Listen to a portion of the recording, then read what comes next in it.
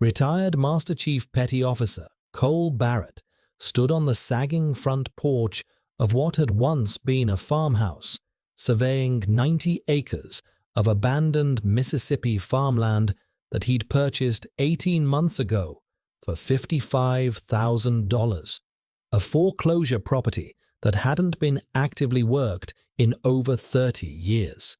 At 46 years old, with 24 years of Navy SEAL service ended by a catastrophic helicopter crash in Afghanistan that left him as the sole survivor when 4 teammates died in the wreckage, Cole had learned that rebuilding life after trauma required isolation, physical labor, and accepting that some damage never fully heals. The farmhouse was essentially a shell. Roof partially collapsed, windows broken, foundation compromised by decades of neglect. The outbuildings had completely collapsed into piles of rotted timber and rusted metal. The fields were overgrown with brush, small trees, and invasive vegetation that would require years of systematic clearing. Local contractors who'd evaluated the property before Cole purchased it had provided restoration estimates exceeding $140,000, effectively making the property economically unviable for anyone seeking functional farmland. But Cole wasn't seeking profit or agricultural productivity. He needed isolation, silence, and a physical project massive enough to exhaust his body so thoroughly that his mind might quiet at night, long enough for sleep to come without nightmares. The VA had prescribed medication for PTSD symptoms and chronic pain management. They'd enrolled him in therapy programs designed for combat veterans. Cole had attended 3 sessions before recognizing that talking about watching his teammates burn while he lay trapped and injured, unable to help them, wasn't therapeutic. It was torture disguised as treatment. He chose isolation instead, buying land where the nearest neighbor was 3 miles away, and the only sounds were wind, birds, and the occasional distant vehicle on the county road. Research showed that rural residence was associated with lower mental health service utilization, but, surprisingly, not with worse mental health outcomes in veterans.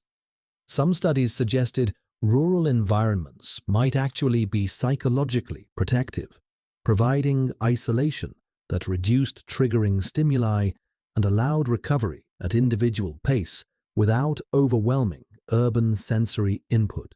Nearly 25% of United States veterans lived in rural communities, and while they faced 70% lower chance of receiving mental health treatment compared to urban veterans, rural veterans paradoxically showed lower global mental health severity scores in some research cohorts. Cole's companion was Bear, a 10-year-old German shepherd who'd been Cole's canine partner for 4 deployments spanning Iraq, Afghanistan, and classified operations. Bear had taken shrapnel in the same helicopter crash that killed Cole's teammates, metal fragments embedded in his hips, creating arthritis so severe that no amount of medication or veterinary intervention fully addressed his chronic pain. German shepherds were renowned for their resilience, loyalty, and ability to continue working despite injuries that would sideline other breeds, characteristics that made them exceptional military working dogs capable of operational persistence under extreme conditions. They were both broken in ways that medical science couldn't repair, carrying physical damage and psychological trauma that would persist for whatever years they had remaining.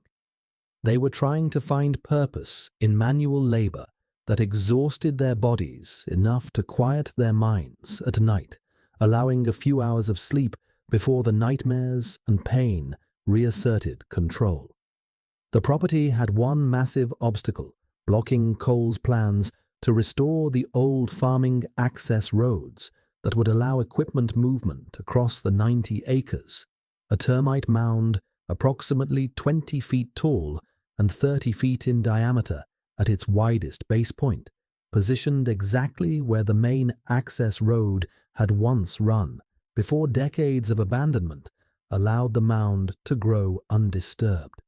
The structure was extraordinary, one of the largest termite mounds Cole had encountered anywhere during his years of deployments across multiple continents.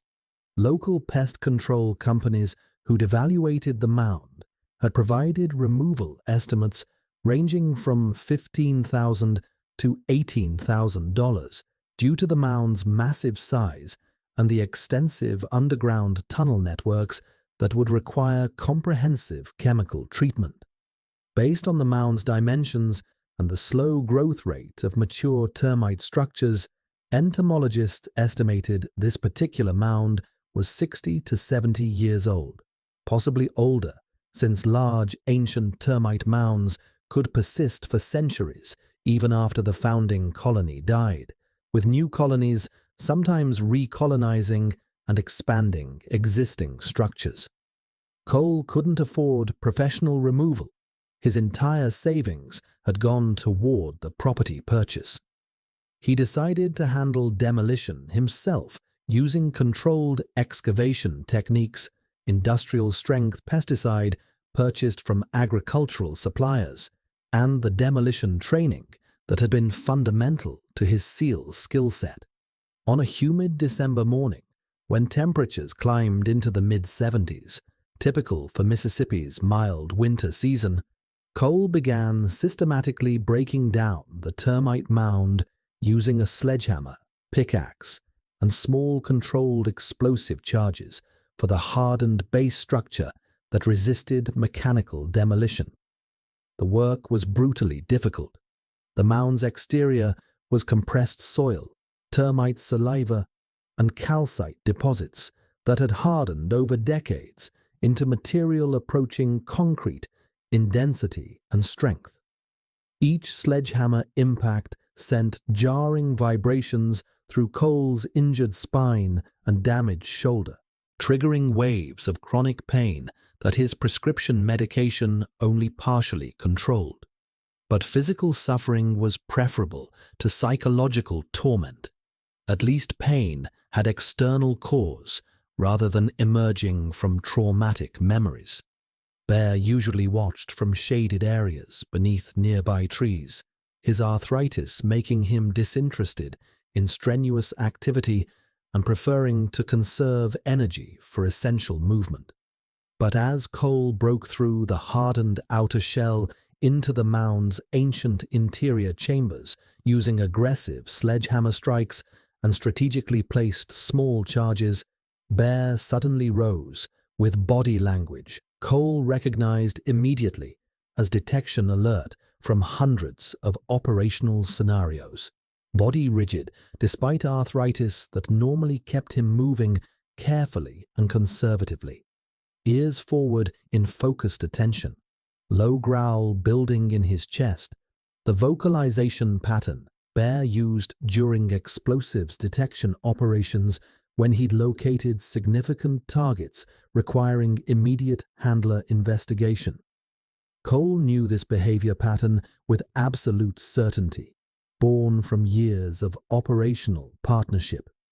Bear was exhibiting the same alert sequence he'd used during detection operations, persistent focus that excluded all environmental distractions, refusal to disengage from specific target until handler acknowledged the find, body language communicating mission-critical discovery. The German Shepherd moved toward the exposed section of the termite mound despite his painful joints and began pouring at debris with deliberate intensity, whining in the pattern that meant significant find, investigate immediately. Cole set down the sledgehammer, his tactical instincts fully engaged despite civilian context, and cleared away more of the mound's structure, following Bear's unwavering focus. The dog's attention remained locked on something approximately 6 feet deep within the mound's core structure, a section that would have been completely inaccessible without deliberately breaking through multiple hardened layers. As Cole removed debris carefully, increasingly convinced Bear had detected something genuinely significant rather than random environmental anomaly. He discovered something that shouldn't exist according to Termite Mound biology, a waterproof military-style container, heavily corroded but still sealed, embedded deep within the mound's structural core. For a manufactured object to be inside this biological structure meant it was deliberately placed there over 60 years ago, when the mound was significantly smaller. Termite mounds grew layer by layer over decades, and large ancient mounds could persist for centuries as landscape features long after the original colony died. Someone had hidden this container inside a termite hill, betting that the structure would grow around it and that no one would ever break it open. Cole's tactical mind immediately processed the implications. This wasn't casual burial or accidental concealment. This was strategic hiding executed by someone who understood that termite mounds outlived their founding colonies and could persist as permanent landscape features for generations. Cole extracted the container with meticulous care, photographing its position within the mound structure and the surrounding layers before disturbing potential evidence. The canister was military surplus from approximately the 1960s era based on design characteristics, waterproof ammunition storage with heavy-duty sealing designed for long-term preservation under hostile environmental conditions. Using tools from his workshop trailer, Cole carefully pried open the corroded closure that resisted initial efforts but eventually yielded to controlled force. Inside, protected by the waterproof container and wrapped in deteriorated plastic sheeting that had preserved contents for 6 decades, items that made Cole's hands shake with recognition of their profound significance. First item, a worn leather wallet containing military identification card for Staff Sergeant Michael Cross, United States Army, with dates indicating active service during the early 1960s, specifically 1961 through 1964, based on the card's visible information. Second, a small wooden box containing military dog tags stamped with identification information and a Bronze Star medal carefully wrapped in protective cloth.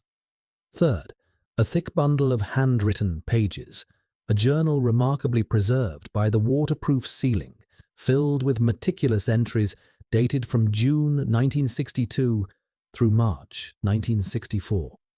The handwriting was careful and deliberate, suggesting someone accustomed to detailed documentation. Fourth, a collection of black and white photographs showing a young African-American soldier in various military settings, formal portraits, casual barracks photographs, training exercises. Fifth, a sealed envelope marked, "If you find this, please read," in careful handwriting that matched the journal entries. Cole opened the envelope with trembling hands, recognizing he was about to read words written by a soldier who'd hidden something important enough to require strategic concealment.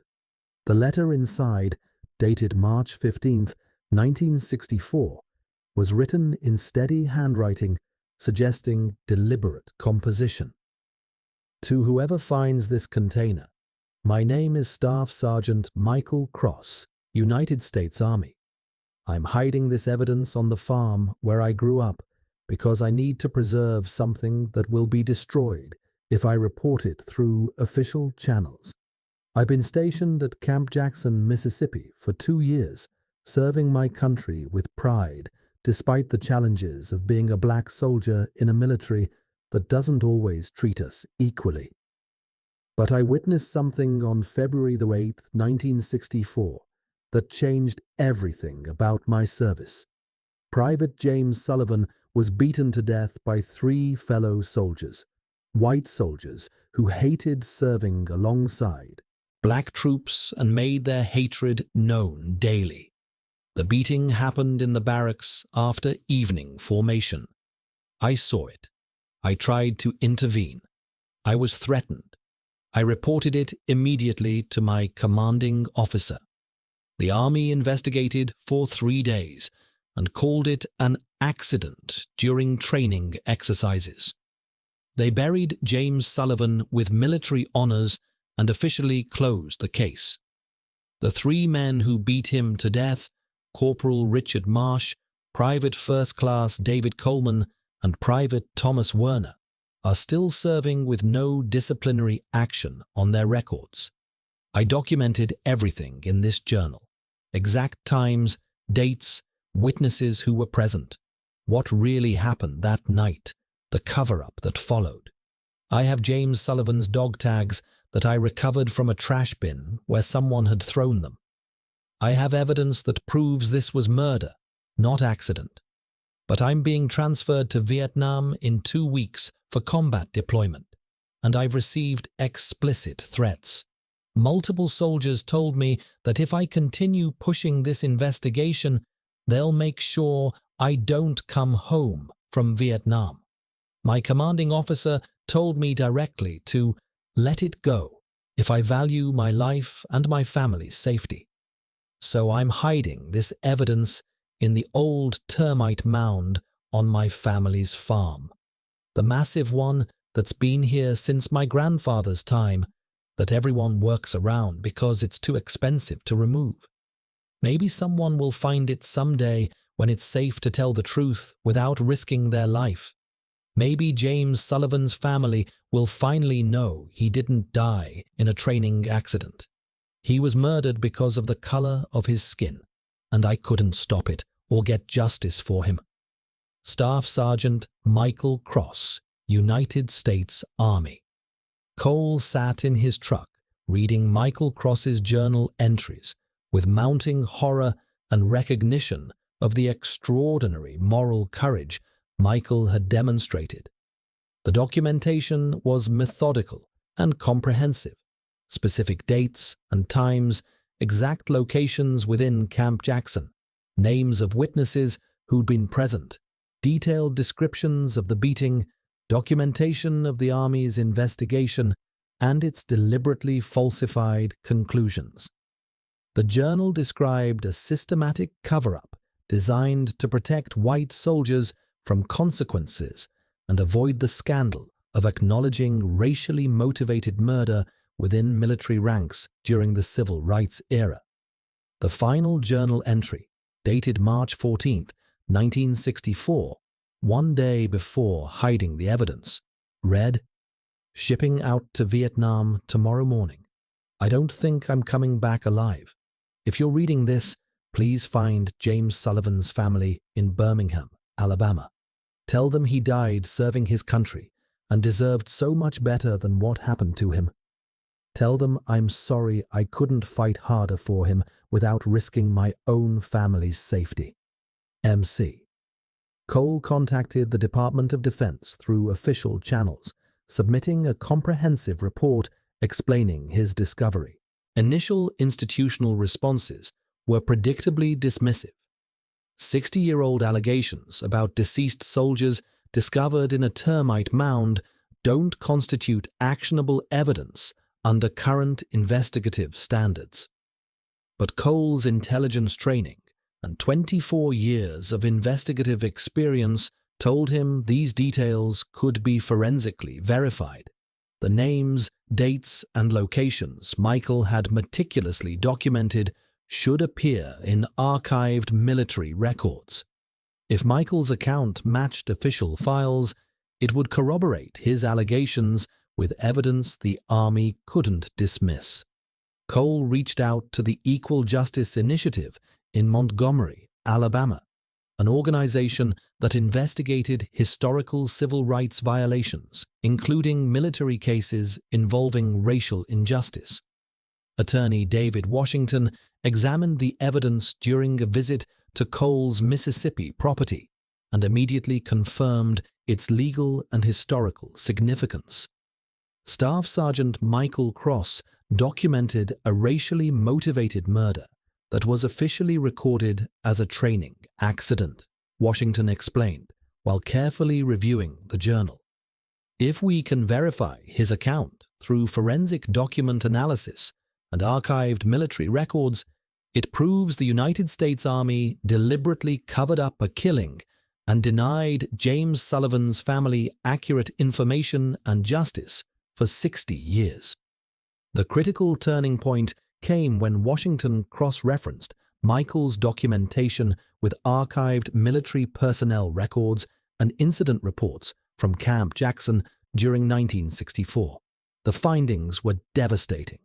Staff Sergeant Michael Cross, killed in action, Vietnam, June 1964, exactly 3 months after hiding the evidence, precisely as he'd predicted in his final journal entry. Private James Sullivan died February 8, 1964, at Camp Jackson, Mississippi, officially ruled accidental death during training exercises. Medical examiner report listed cause of death as blunt force trauma, consistent with fall from height. The 3 soldiers Michael named as perpetrators, Corporal Richard Marsh, Private First Class David Coleman, and Private Thomas Werner, all honorably discharged between 1965 and 1967, with no disciplinary actions on their service records. Washington located James Sullivan's surviving family through genealogical research and military casualty databases. A sister named Martha Sullivan, now 78 years old, living in Birmingham, Alabama, who'd spent 60 years believing her brother died in a freak training accident. When Cole contacted Martha Sullivan and showed her Michael Cross's evidence, the dog tags, the journal documenting the murder, the photographs proving Michael had tried to preserve the truth, she collapsed in tears that combined grief, rage, and relief at finally understanding how her brother really died. They told our family that James fell during a training exercise, Martha whispered through tears. We believed them for 60 years. We buried him thinking he was just tragically unlucky.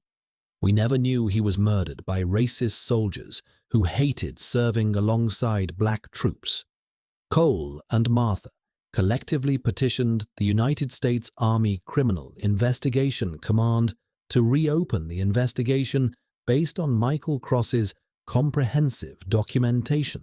The Army initially refused, citing insufficient new evidence to warrant expending resources reopening a 60-year-old case involving deceased personnel. But Martha Sullivan did something that changed institutional calculations completely. She contacted every civil rights organization, every veteran advocacy group, every news outlet covering racial justice issues with one powerful message. My brother James Sullivan was murdered by racist soldiers in 1964. A witness named Michael Cross documented it and hid the evidence in a termite mound because he feared for his life if he reported it. That witness died in Vietnam 3 months later. A Navy SEAL's German Shepherd found the truth 60 years later. Does my brother's life matter enough to finally investigate what really happened?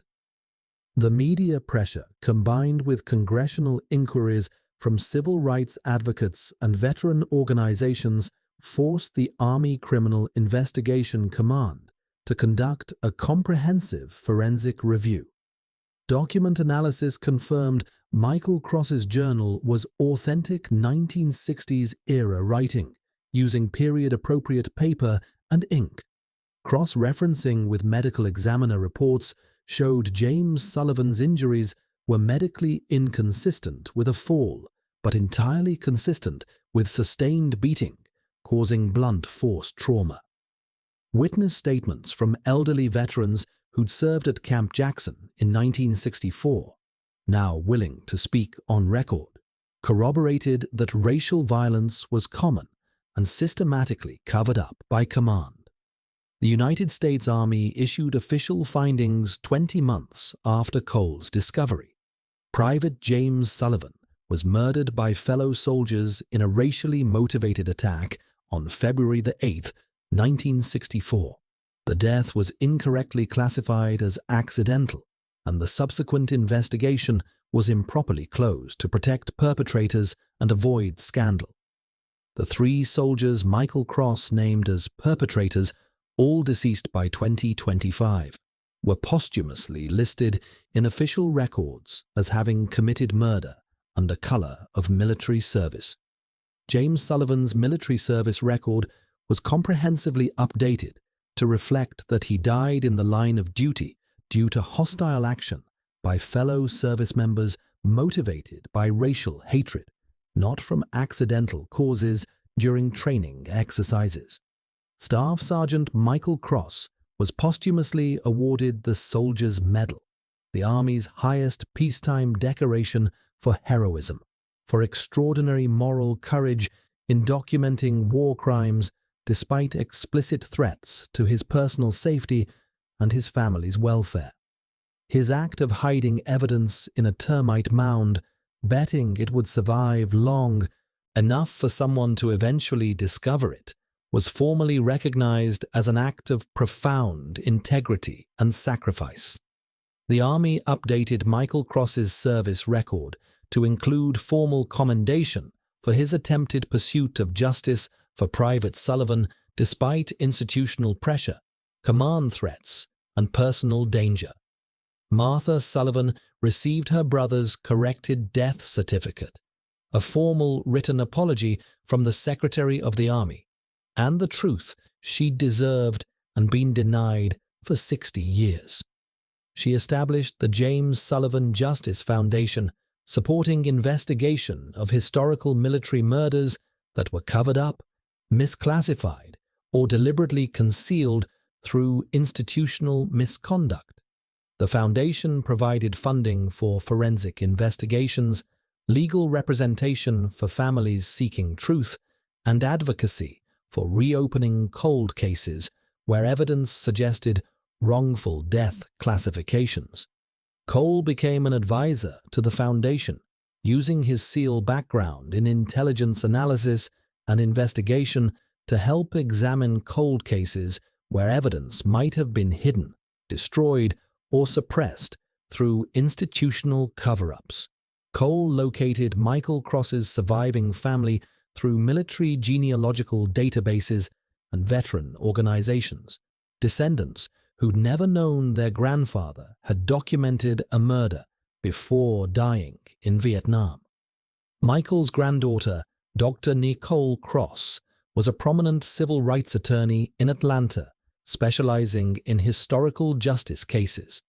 When Cole showed Nicole Cross the evidence her grandfather had hidden, she wept with grief and pride. "My family knew Grandfather Michael was haunted by something from his service, but he never told anyone what he'd witnessed before deploying to Vietnam. He carried that burden overseas and never came home. We always knew he died in combat, but we never knew he tried to document a racist murder before he left. You gave him justice and recognition he couldn't achieve himself." 6 months after destroying the Termite Mound, Cole completed the access road construction across his Mississippi property. He installed a permanent memorial at the exact spot where the massive mound had stood for over 60 years. 2 polished granite markers positioned side by side, one honoring Michael Cross and one honoring James Sullivan, with an inscription reading, "Staff Sergeant Michael Cross hid truth here in 1964. Private James Sullivan's murder was concealed but never forgotten." Found in 2025 by warriors who refused to ignore what was buried. truth waits patiently for those brave enough to preserve it and loyal enough to detect it. Martha Sullivan and Dr. Nicole Cross attended the memorial dedication ceremony, bringing their families, James Sullivan's descendants and Michael Cross's descendants, meeting for the first time, connected by a 60-year-old secret that a combat dog's instincts wouldn't allow to remain hidden. Bear, now moving with visible difficulty due to progressive arthritis, sat between the memorial markers with the same dignified, professional bearing he'd maintained during operational service across 4 combat deployments. Children and grandchildren of both men, Michael's and James's descendants, took turns approaching the German Shepherd, thanking the combat dog whose detection capabilities had finally brought truth to light. 1 year after the discovery, Cole and Bear attended a ceremony at Arlington National Cemetery where James Sullivan's remains were exhumed and reinterred with full military honors reflecting accurate cause of death. An updated headstone replaced the original marker, now documenting that Private Sullivan died from hostile action by fellow service members, not from training accident. Michael Cross's family received a folded ceremonial flag honoring his dual sacrifice, both the one he made dying in Vietnam and the earlier sacrifice he made hiding evidence that could have ended his military career and endangered his family if discovered before his deployment. A documentary filmmaker covering the ceremony asked Cole the question that captured public fascination. What made him destroy the Termite Mound instead of building the road around the structure as previous property owners had done for decades? Cole's answer became the foundation of an award-winning documentary film about Michael Cross and James Sullivan titled Truth in the Mound. That termite mound was positioned exactly where the access road needed to run across my property. I could have redesigned the road to go around the structure, but that's not how Navy SEALs are built. We go through obstacles, not around them, because avoidance creates more problems than it solves. Bear alerted to something buried inside that mound because military working dogs don't retire from detecting just because paperwork says they're medically discharged. They keep working, keep alerting, keep serving until their handlers pay attention to what they've found. He continued, "We weren't deliberately looking for Sergeant Cross's evidence when I started demolition. We were clearing land to build a functional farm road, but Michael Cross hid his truth and his conscience in the most patient concealment location he could imagine, inside a biological structure that grows slowly, layer by layer, year by year, protecting what's buried until someone finally breaks through the accumulated protection.